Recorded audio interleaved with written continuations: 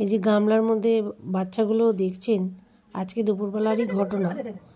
মানে পাশে পিছনে আমার বাড়ির পিছনে যে এক বাড়িতে বাচ্চাগুলো হয়েছিল, তো সেখানকার বাড়ির যে অনার বাড়ির, তো তিনি করেছেন কি, এই বাচ্চাগুলো ওনাদের বাড়িতে যেহেতু এক সাইডে জন্মেছিল, সেইখানে আজকে উনি বাচ্চাগুলোর গায়েও পর্যন্ত জল দিয়েছেন, তাদের জায়গা সব ছুঁড়ে ফেলে দিয়েছেন, আর তাদের মানে একটা স্যাঁতস্যাঁতে জায়গার মধ্যে রেখে ফেলে দিয়েছিলেন আর কি।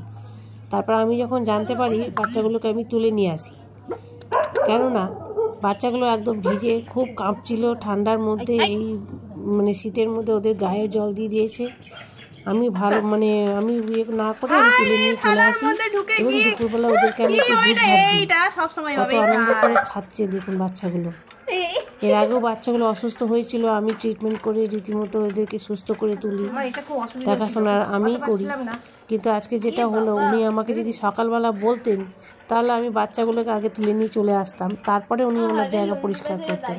উনি আমাদের কিছু না জানিয়ে নিজের মতো করে ওনাগুলো যে সাথে জায়গায় ওদেরকে রেখেছিলেন, এবং সব জায়গায় ওদের থাকার জায়গাটা পর্যন্ত জলে ভিজিয়ে দিয়েছিলেন।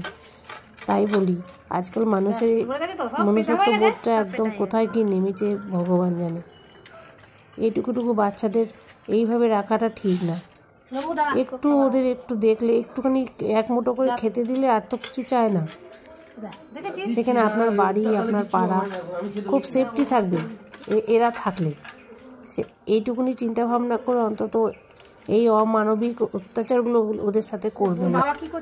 যাই হোক, শেষমেশ আমি আমার বাড়ির এক সাইডে ওদের থাকার মতো ব্যবস্থা করে দিয়েছি। এখন আপাতত ওরা এখানেই আছে, থাকবে।